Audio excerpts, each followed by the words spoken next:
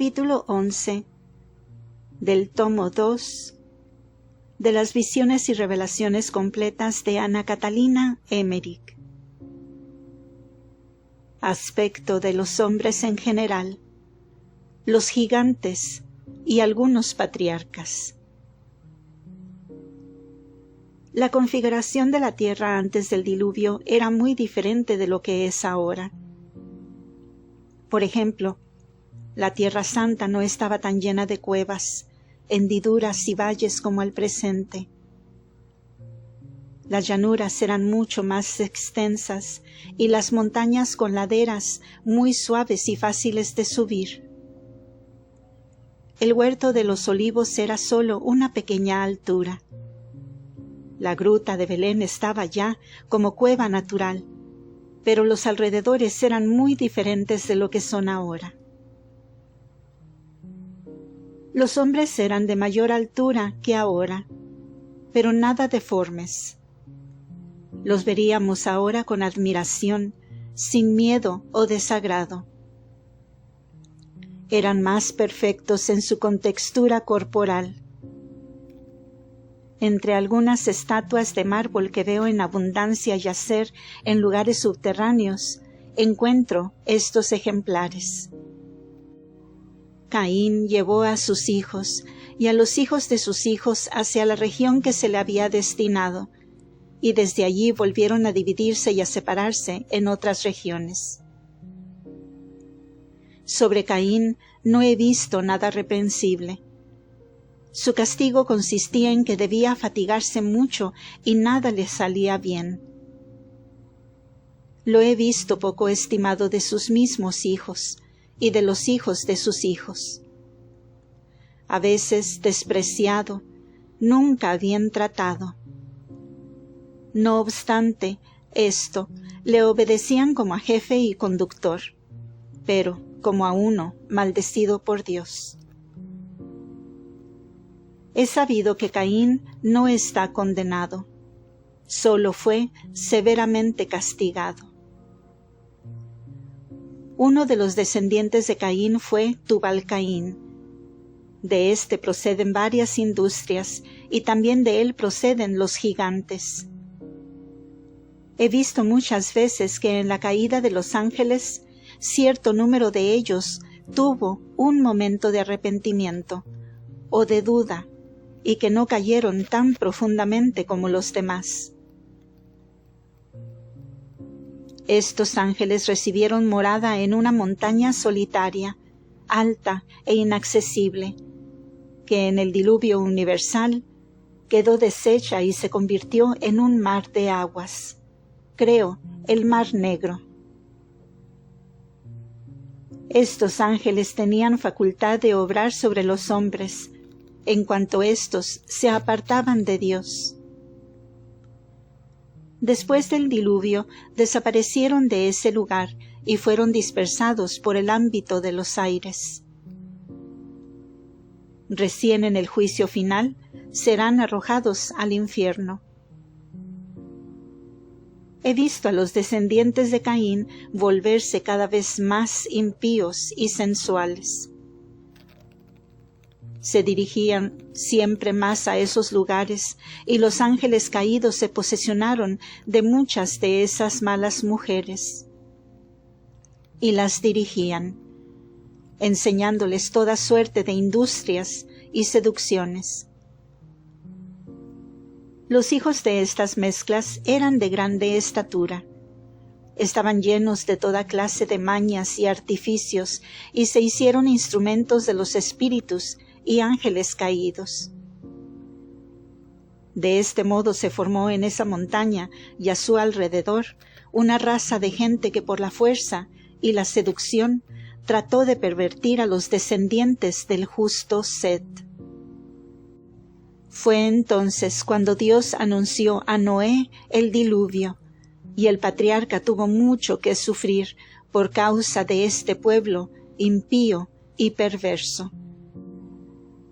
He visto muchas cosas de este pueblo de gigantes. Con suma facilidad llevaban enormes piedras a las altas montañas. Se volvían más atrevidos, y hacían obras enteramente maravillosas. Los he visto subir derecho por los troncos de los árboles y por las paredes de los edificios, tal como hacen hoy los poseídos por el demonio. Lo podían todo, aun las cosas que parecían más extraordinarias. Pero lo más eran fantasmagorías y artificios que hacían por arte diabólica. Por esto he concebido gran aversión a todos los juegos de magia, de prestigio y de adivinación. Hacían toda clase de figuras y trabajos de metal y de piedra. De la ciencia de Dios no tenían ya rastro alguno, y se hacían toda clase de ídolos para adorarlos. He visto que de pronto hacían de una piedra cualquiera una imagen perfecta y la adoraban, o a algún animal espantoso u otro objeto de abyección. Lo sabían todo, lo veían todo, preparaban venenos, ejercían la magia y se entregaban a toda clase de pecados. Las mujeres inventaron la música. Las he visto ir de un lado a otro para seducir a las mejores razas y llevarlas a los desórdenes que ellas practicaban.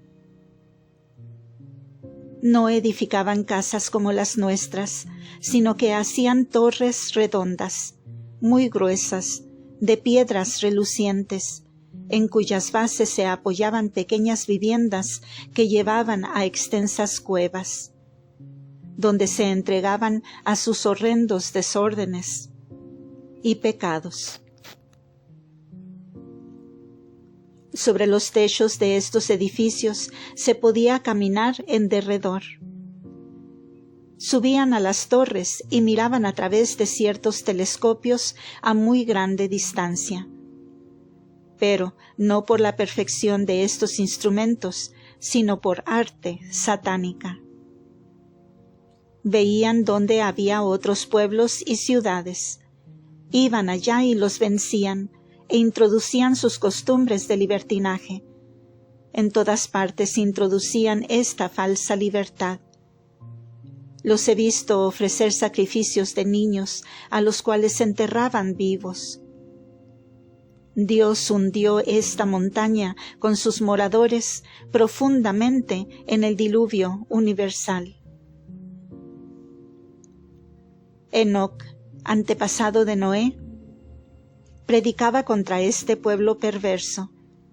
También ha escrito mucho. Era un hombre sumamente bueno y muy agradecido a Dios. En muchos lugares de los campos alzaba altares de piedra, y donde el suelo producía frutos, ofrecía sacrificios a Dios y agradecía los beneficios recibidos. Así conservó la religión en la familia de Noé. Fue trasladado al paraíso terrenal y descansó junto a la portada de la salida, y con él otro más, Elías. De ese lugar del paraíso ha de volver a la tierra antes del juicio final. Los hijos de Cam y sus descendientes también tuvieron, después del diluvio, relaciones con espíritus malignos. Y por eso hubo entre ellos tantos poseídos, tantos entregados a la magia, y poderosos según el mundo, e igualmente hombres grandes, audaces y desenfrenados. Semiramis provenía de la unión de estos influenciados por los espíritus malignos. Ella lo podía todo. Solo ignoraba el arte de salvarse eternamente. De estos gigantes salieron también hombres potentes, tenidos más tarde por dioses en los pueblos paganos.